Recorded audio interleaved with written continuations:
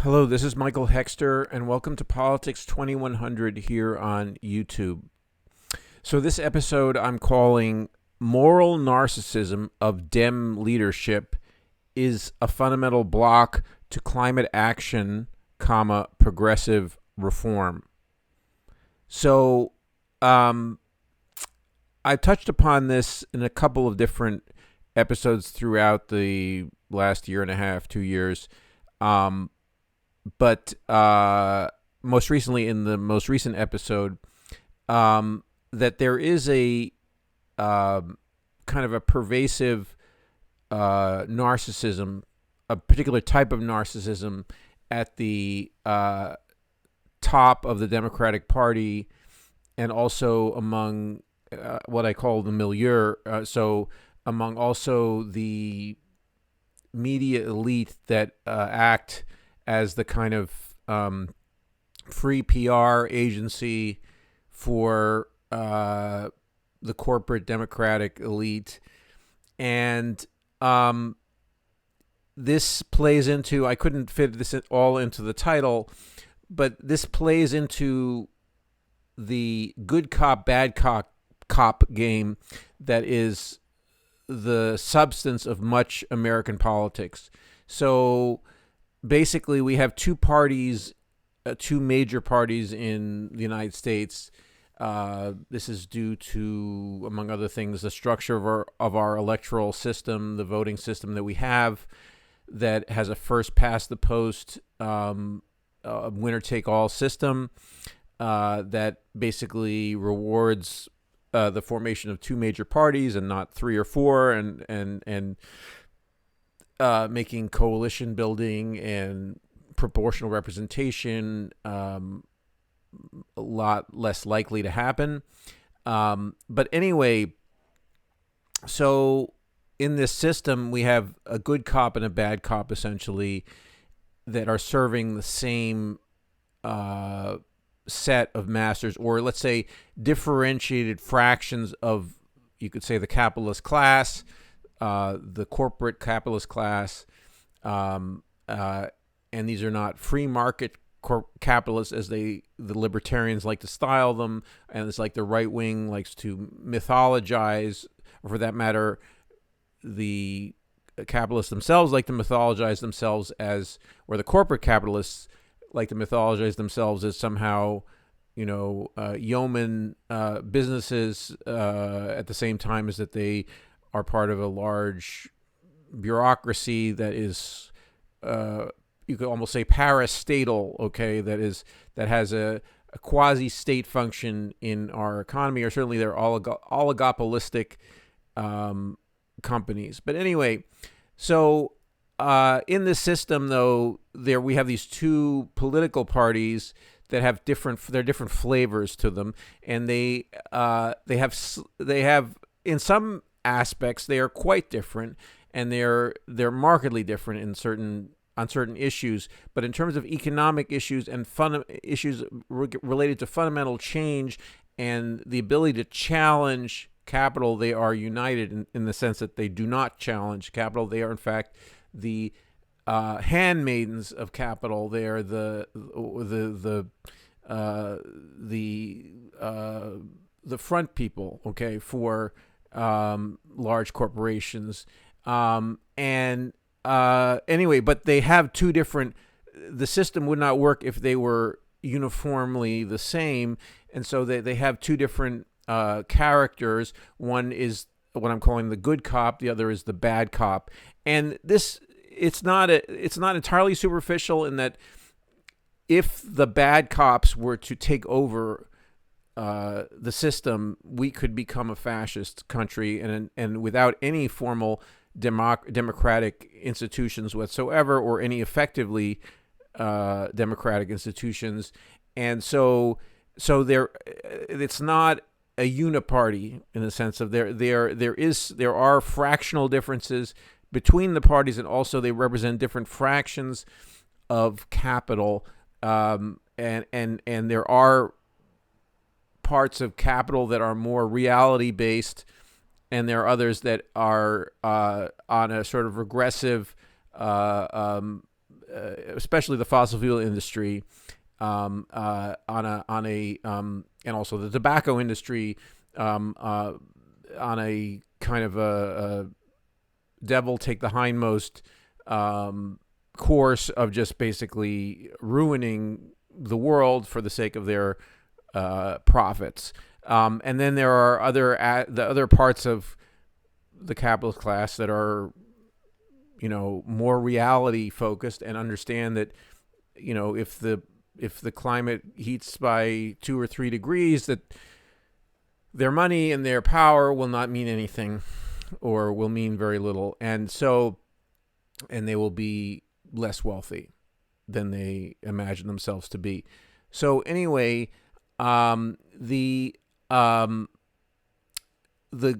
Democrats are the good cops in the sense of they are representing the sort of more reality-based parts of the capitalist class, and also those that in a sense are somewhat more forward-looking, but they are not willing to antagonize and disrupt the good cop, bad cop game that they're playing with the Republicans. So they're actually more compromise oriented toward. They allow the bad cops to do more of their damage because they are afraid of rupturing this game. They are in a more fragile position in this good cop, bad cop game.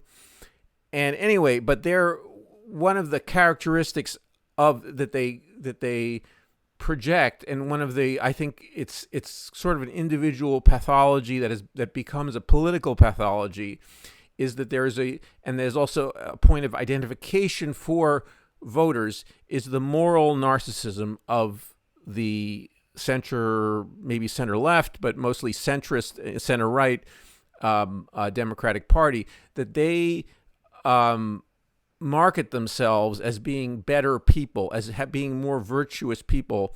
And this is something that infuriates some on the right wing, and it becomes the target of the right wing and those who claim to have been once on the left, and they feel that or once with the Democratic Party, maybe more likely, and they feel alienated from this narcissism. And I think some of this has to do with a lack of understanding they have of the sociopathy of the right wing, the criminal sociopathy of the right wing, and its nihilism, and also this sense of sort of a personalized hatred, which comes across in people like Glenn Greenwald and other people who feel like, and not only Glenn Greenwald, but even Li Fang, who is someone who's done some pretty good journalism on and off in the last several years, but also seems to be motivated by this desire to tear down these, what I'm calling moral narcissists, okay,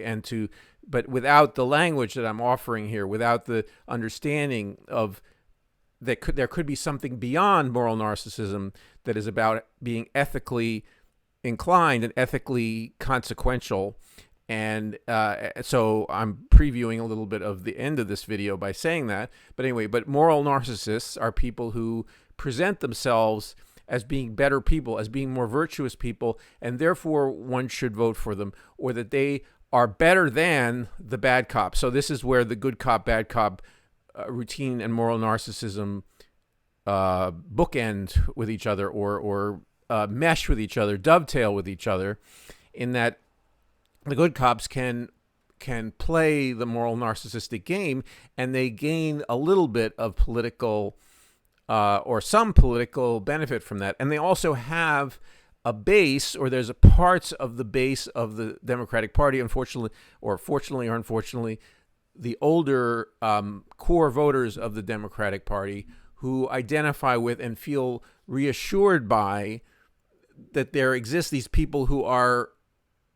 demigods, essentially, in the Democratic Party, who are, for instance, you think about Bill Clinton, Hillary, though he soiled himself somewhat, but Hillary Clinton, the wronged woman, so to speak, who became a political powerhouse, Barack Obama, and now Joe Biden, and Kamala Harris, so forth and so on. They're people who are elevated because of particular features of their personalities, and who play also into this game of being an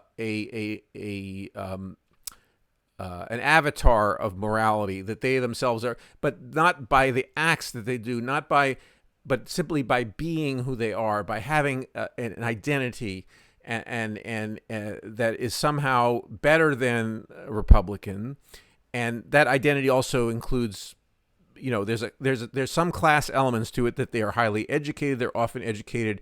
Not Joe Biden is an exception, but educated at prestigious institutions.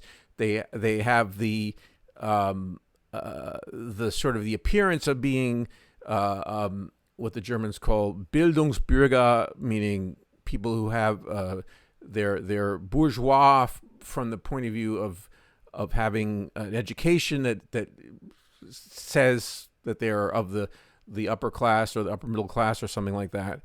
And this is also something that is played on in the culture wars, where the right wing attacks these people as elitists because of this. So, but they are caught in their own. I believe that the party itself doesn't deploy their moral narcissism like they live in it. They exist in it. They are prisoners of their moral narcissism. Okay, and they cannot see beyond it. And so what a moral narcissist is doing is that they are it's a false. Narcissism is about having a false self of some kind, a self that is not.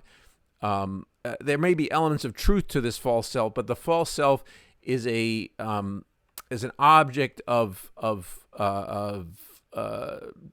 you could call it desire, but it's like a company, like an internal object that the person has, or an image of themselves that they have. That's probably a better way to put it. An image of themselves they have that they are in love with in some way, or that they act as if they're in love with it, or they're ambivalent. They have ambivalent feelings about it. But this image is an image of a false self. It's a self that's inflated. It's a self that is not. And the Democratic leadership acts as if it's entitled to its false self. It's entitled to feel like we're better people by nature. For instance, now hearkening back to the last video, soft climate denial and moral narcissism fit together very well, because a soft climate denialist says, climate change exists. I am concerned about climate change. I do X and Y thing that is supposedly absolves me of my culpability with regard to acting on climate, or at least makes me one of the better people who are doing better things about it.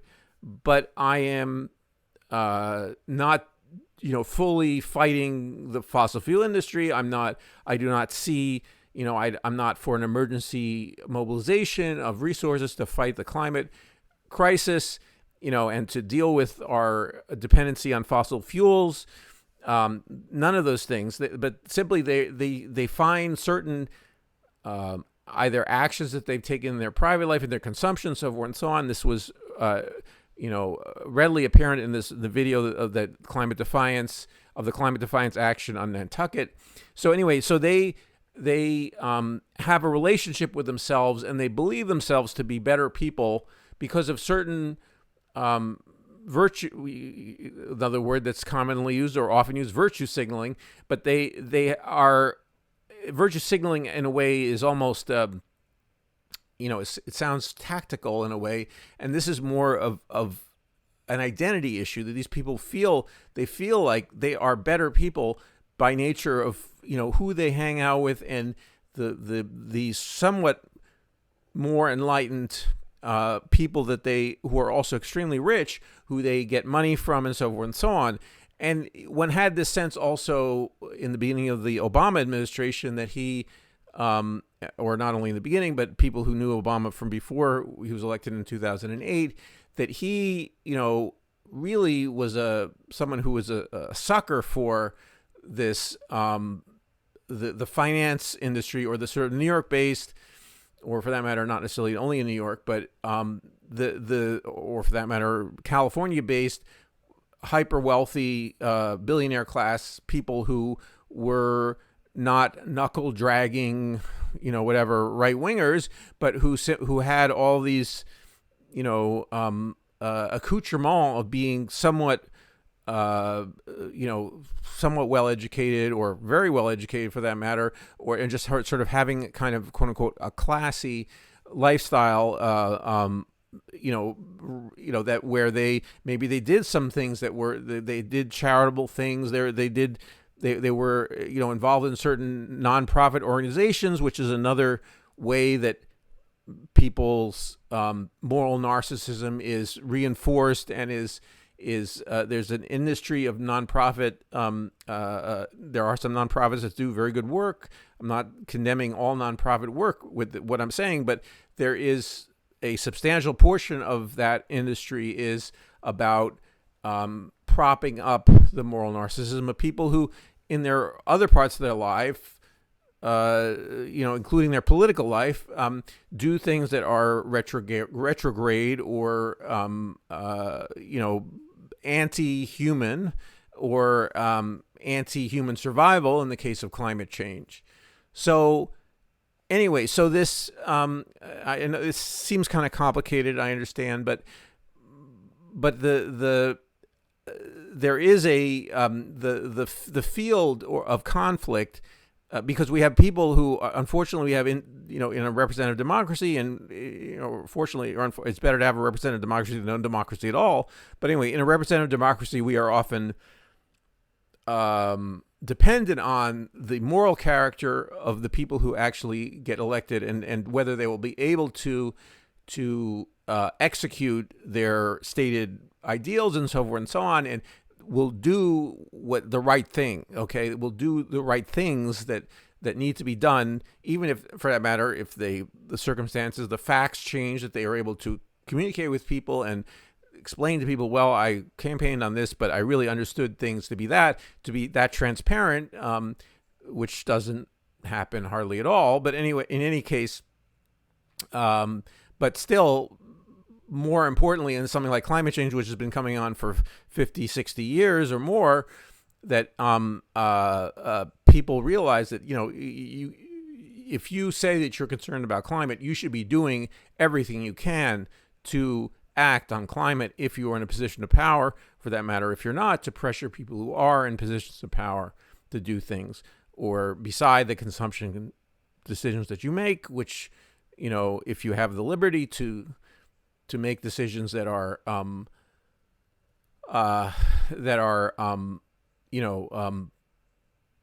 better for the climate and better for the environment, do it. But the most important thing are the political decisions you make. In any case, this the Democratic Party and the people in the milieu of the Democratic Party, the lobbyists, so forth and so on, jealously guard their appearance of doing things, the right things, or they're guarding the basically they're gatekeeping what would be the left, quote unquote, left flank, or the ethical flank, so to speak, of American government, and they're saying this is all that we can do ethically. We can do no more than what we've already done. Okay, and furthermore, we should be admired for it. We should be reelected for it. We should be either elected or reelected. We should raise money according to the things we've already done. We don't need to have a relationship to what we should be doing in the future, the things we should have been doing, and the lack in what we've been doing, and to confess to people saying, look, I screwed up. I should have done more. I didn't do more. I'm going to do more for this and that reason, so forth. Why I didn't do more?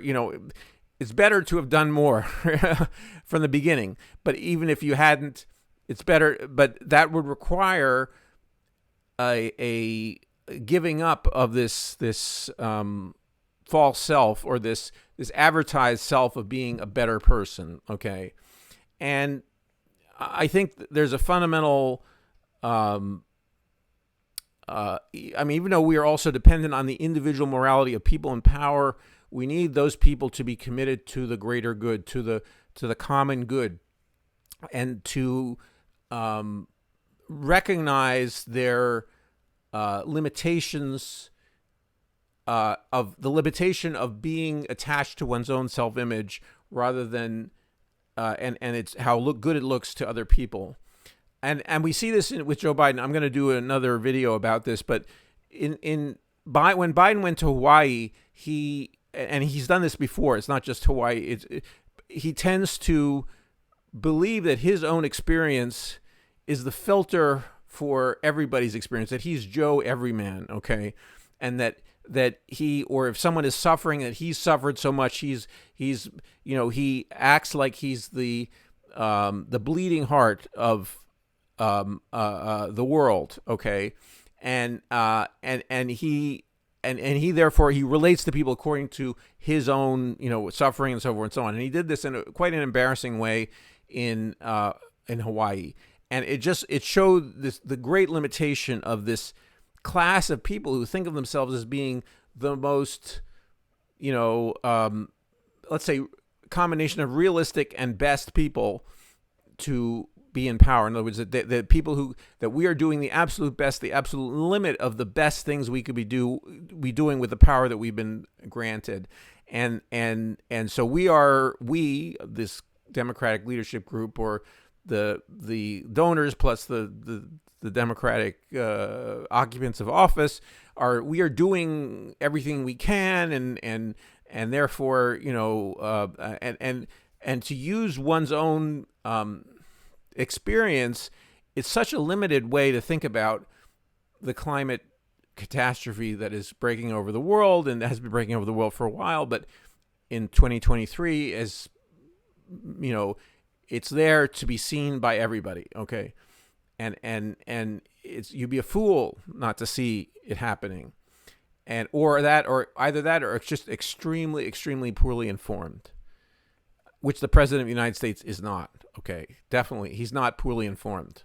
Okay, but he nevertheless chooses to filter things through his own supposed, experience, being this either he has this great empathy, he has this great, so so it all has to fit into this world that he has inhabited for the last 80 years or whatever, or certainly 70 years or 65 years, whatever. As an adult, let's say 62 years, whatever.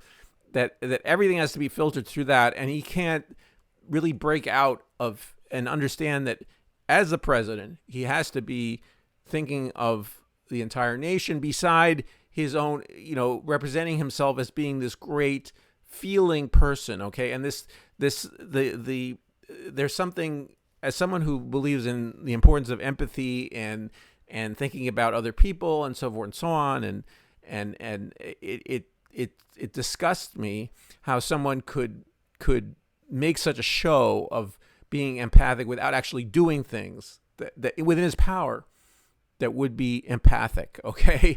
And understand, and empathic being setting his own perspective. He's confusing maybe sympathy with empathy. He's confusing being sympathetic to actually setting aside his perspective and looking at the world as it now exists, and how he's going. And he's been able to do that in certain limited extent. I think he had certain things drummed into him over the last 15 or 20 years, like about Afghanistan, so forth and so on, about the importance of labor, where he's able to kind of get beyond himself. But there are these fundamental tendencies of sort of self-celebration, of lying. He lies a fair amount. He fibs. He's not as much of a liar as Trump is by far, but he still lies way too much. Okay, way too much, and he's allowed to get away with it. And it shouldn't happen that way. So anyway, so I'm